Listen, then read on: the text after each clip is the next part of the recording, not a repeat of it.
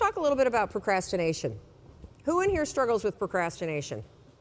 Yeah, and the rest of you that aren't raising your hand are just procrastinating on doing it, aren't you? I know. You see, I always thought procrastination had to do with the thing I was procrastinating around, right? Like that procrastination has something to do with work.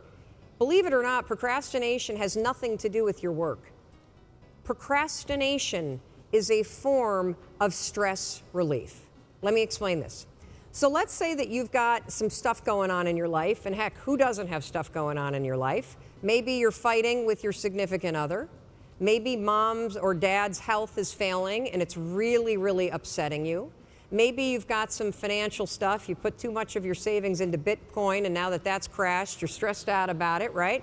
And so you go into work, and when you get into work, you got stuff to do, you kind of walk in and you got this big stress ball that subconsciously is hanging over your head. And so you walk in and you sit down, and you know you got 13 phone calls you need to make. And you also know that you've been chickening out, you've been making easy calls, and there's a bunch of CIOs or other people that are higher level that you haven't been calling.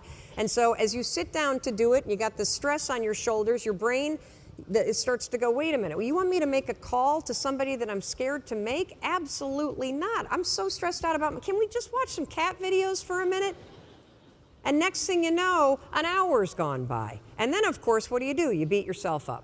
So the only way that you can break this habit, and that's an important word for you to hear, you're not a procrastinator. You have a habit of procrastinating. Big difference.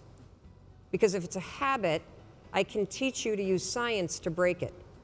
You see, all habits have three parts. There's a trigger, and in the case of procrastination, the trigger's always stress. Then there's a pattern you repeat, and in the case of procrastination, it is to avoid doing something.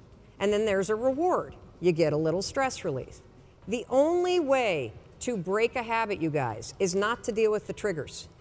You're never going to get rid of the stress in your life, but you can 100% change your pattern of avoiding work.